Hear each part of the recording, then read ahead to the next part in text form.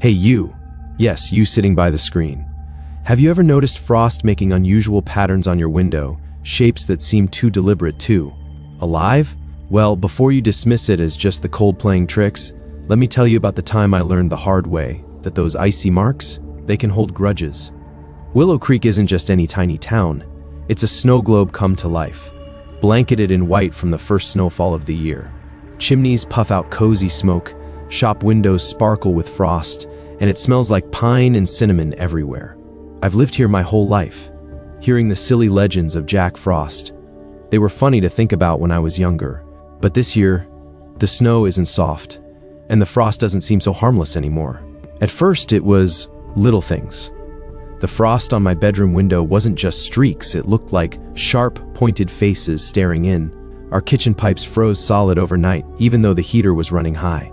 My friend's dog wouldn't stop whining, staring at their frosted front door like someone or something was standing on the other side. And then there were whispers, faint and airy, carried by the wind that whistled down Willow Creek streets at night. It could have been nothing, right? Just a weird winter. We've had those before, except this wasn't just any winter. The frost started spelling things out on shop windows, on car windshields. Remember. What was there to remember? I told myself it was probably a prank. Maybe some kids with spray bottles and too much time on their hands. It wasn't like frost could really write messages, could it? It had to be the wind doing funny things or just me overthinking again. My dad laughed it off, saying people always find spooky ways to complain about winter. But still, I couldn't stop seeing those words everywhere. Remember. It grated at my curiosity like an itch I couldn't scratch. But life went on, or tried to. Then I found the book. I was looking for old Christmas ornaments in the attic when it tumbled out of a dusty box labeled Winter Stuff. Its leather cover was cracked like something from a pirate movie, and inside, well, it was filled with stories about Jack Frost.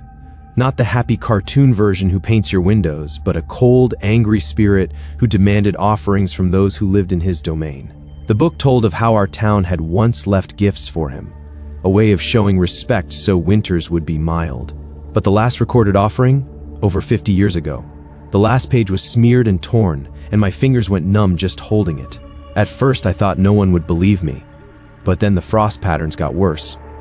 One night, they covered our entire front door, trapping us inside.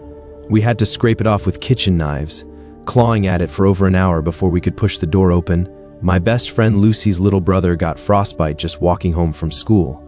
The central heating at the town hall stopped working, and families were starting to talk about leaving town. I couldn't shake the weight of the book in my hands. It felt like I had found some ancient secret, one that only I could set right. If I didn't, Willow Creek wasn't going to survive this winter. I decided to ask around. Mrs. Callahan, the oldest woman in town, had always been a bit of a mystery. Everyone said she was eccentric.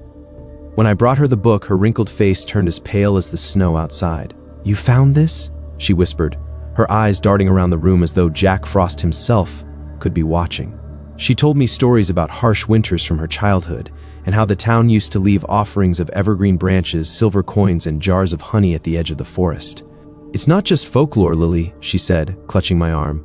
"He demands respect. Forgetting is the worst thing we could have done." She handed me an old silver bell. "You'll need this before the end." But then I started doubting myself.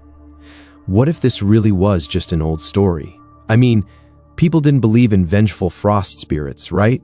My parents, when I tried explaining it all, said I'd been reading too many ghost stories. Even Lucy rolled her eyes and said I was being dramatic. But the frost didn't stop. And sometimes, at night, I saw shadows moving across the snow in our backyard, though no prints were ever left behind. Was it really happening?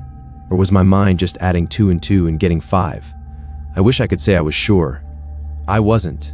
One night, I woke to the sound of something tapping on my window. My breath fogged up the glass as I pressed my face against it, but there was nothing outside, just snow glinting under the moonlight. Then the tapping moved to my closet door. I froze under the blankets, heart pounding. From my room, I could hear the distant sound of something like laughter, soft and hollow, almost like the wind, but too cruel to be natural. The cold seeped into my bones no matter how many layers I wrapped myself in. The next day, half the willow trees lining the creek snapped under the weight of the ice. Their jagged branches looked like claws reaching out to scratch the sky. It wasn't just me anymore. The whole town was in his grip, Armed with the silver bell and the instructions Mrs. Callahan had whispered to me, I trekked to the edge of Willow Creek, to where the forest loomed thick and dark. The moon hung low, casting long shadows over the frost-crusted ground. I rang the bell 3 times. Its chime was clear and sharp, cutting through the heavy silence. For a moment, nothing happened. Then the wind swirled violently, and the frost on the trees began to move, forming jagged patterns that looked almost human, angry and accusing. Jack Frost had come. He wasn't a man, not exactly.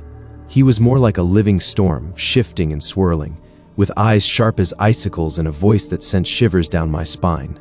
"You have forgotten me," he spat, and the ground beneath my boots frosted over in an instant. My voice shook, but I spoke the words Callahan had taught me, a pledge to remember, to honor, to restore what had been lost. He laughed, a sound colder than the biting wind, and ice began to creep up my legs. Desperate, I shouted, "I swear, I'll keep your legend alive." And as quickly as it had started, the cold stopped, the frost receded. He was gone, but his presence lingers in every shadowed corner of my mind. The next day, the thaw began.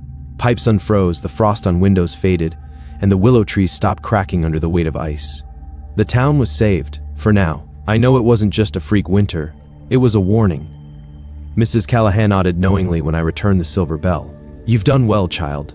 But remember, he's always watching." The book still sits under my bed, its pages whispering truths I hope I'll never have to face again. Jack Frost isn't just a story, he's a warning, a promise that forgetting has consequences. Will the town truly remember to honor the pact, or will they forget over time, reopening Jack Frost's anger? Or maybe there are other spirits and legends in Willow Creek, waiting for someone to break their unwritten rules too. What do you think? Was it really Jack Frost trying to teach us something, or could it have all been in my head? Have you ever seen winter do something it shouldn't? Share your stories in the comments, and if you're curious for more spine-shivering tales, like, subscribe, and stay tuned for the next chapter of Everyday Hauntings. Stay warm and stay watchful.